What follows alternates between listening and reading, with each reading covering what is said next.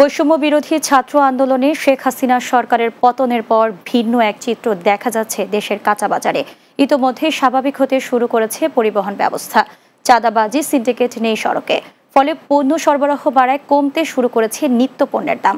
মাছ, মাংস ও সব ধরনের সবজির দাম আগের চেয়ে কমেছে। আরিফুল ইসলামের রিপোর্টে বিস্তারিত।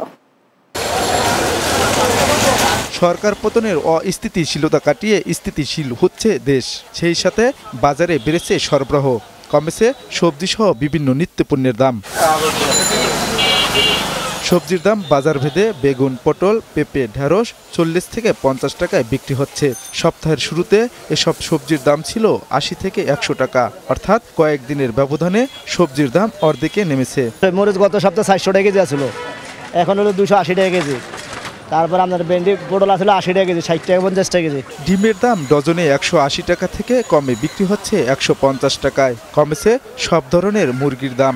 180 টাকা ডর্জন ছিল, এখন 144-45 টাকা ডর্জন হয়ে গেছে।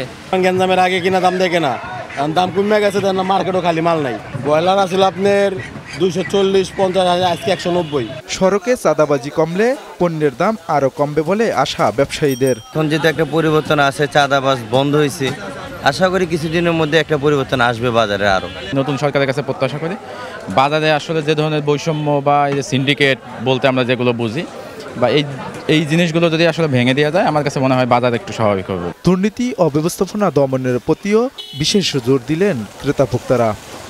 সব ধরনের সিন্ডিকেট ভেঙে নতুন সরকার বাজার নিয়ন্ত্রণে আনবেন, এমনটাই প্রত্যাশা ভোক্তা সাধারণের। আরিফুল ইসলাম, বাংলা টিভি, ঢাকা।